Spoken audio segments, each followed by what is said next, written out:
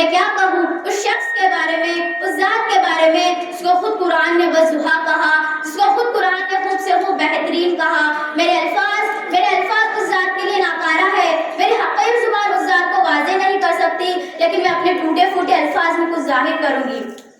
ہمارے پیارے نبی کریم صلی اللہ علیہ وسلم 12 ربیع الاول کو پیر کے دن مکہ مکرمہ میں پیدا ہوئے، بوقت تہجد کے قریب ہمارے حضور صلی اللہ علیہ وسلم ہمارے آخری نبی ہے۔ ان کے والد کا نام عبداللہ ہے اور ان کی والدہ کا نام بی بی آمنہ ہے۔ ہمارے نبی کریم صلی اللہ علیہ وسلم کا تعلق قبیلہ قریش ہے۔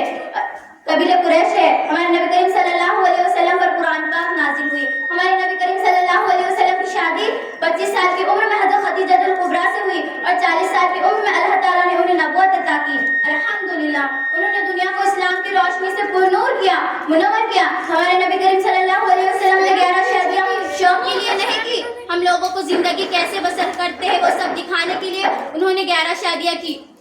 ہمارے نبی کریم صلی اللہ علیہ وسلم نے ہر قسم کی عورت سے شادی کی، لیکن وہ اپنے پورے بیویوں کے ساتھ ایک جیسا برتاؤ اور حسن سلوک کرتے تھے۔ جس ہستی نے اللہ کا دیدار کیا اس کے لیے عورت کیا چیز ہے۔ ہمارے نبی کریم صلی اللہ علیہ وسلم نے اللہ تعالیٰ کا دیدار شب معراج کے دن کیا، جو غار حرا سے طلوع ہوا اور پوری کائنات پر چھا گیا۔ نبی کریم صلی اللہ علیہ وسلم پوری کائنات کی وہ عظیم ترین شخصیت ہے جس کی نظر ازل سے لے کے اب تک ممکن نہیں۔ آپ صلی اللہ علیہ وسلم ہر انسان کے لیے پیغام نجات لے کر آئے تھے۔ نبی نوح انسان کے لیے رحمت بن کر آئے تھے۔ میرے نبی وہ نبی تھے جن کا امتی ہونے کی خواہش تمام انبیاء نے کی تھی اور ہم اتنے خوش قسمت ہیں کہ یہ سعادت ہمیں بن مانگے مل گئی۔ ہمارے پیدا ہوتے ہی ہمارے کانوں میں اذان دے دی جاتی ہے کہ مبارک ہو تو اس نبی کے امت میں سے ہو جس پر خالق دو جہاں کو بھی ناز ہے۔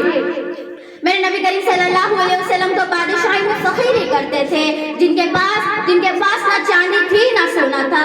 میرے نبی تو ٹوٹی چٹائی پر بھی سلطان نظر آتے تھے۔ میرے نبی کی نگاہوں میں بجلیاں، لبوں پر تبسم اور چہرے پر نور تھا۔ میرے نبی تو امن و محبت کا پیغام تھے۔ آپ صلی اللہ علیہ وسلم کی سیرت بے مثال تھی، حسن با جمال تھا اور کردار ایسا تھا کہ کافر بھی فدا ہوتے تھے آپ صلی اللہ علیہ وسلم کی صداقات پر۔ میرے نبی وہ شخص تھے جن کے دم سے دنیا کے کونے کونے میں اجالا پھیلا، اندھیری اور تاریخی بستی میں روشن چراغ بن کر آئے تھے۔ حضور آئے تو اندھیرے سے نکل کر روشنی میں آ گئی دنیا، حضور آئے تو اندھیرے سے نکل کر روشنی میں آ گئی دنیا۔ سوتے ذہنوں سے رنگ اترا، بجھے چہروں پر نور آیا، سوتے ذہنوں سے رنگ اترا، بجھے چہروں پر نور آیا۔ حضور آئے تو لوگوں کو جینے کا شعور آیا۔ میرے بھائی اور بہنوں، جب میں سیرت النبی صلی اللہ علیہ وسلم کی بات کرتی ہوں تو میرے ذہن میں مکہ کا منظر گھومتا ہے۔ میرے نبی کریم صلی اللہ علیہ وسلم مکہ کے ظلم و کفر کے ظلم کے نشانے پر تھے، مگر ارادے بلند تھے، حوصلے چٹان کی طرح تھے اور یقین صرف خدا پر تھا۔ کسی شاعر نے کیا خوب کہا ہے، ارادے جن کے پختہ ہو نظر جن کی خدا پر ہو، ارادے جن کے پختہ ہو نظر جن کی خدا پر ہو، تم خیز موجوں سے وہ گھبرایا نہیں کرتے۔ میرے نبی کا خاندان کیا تھا؟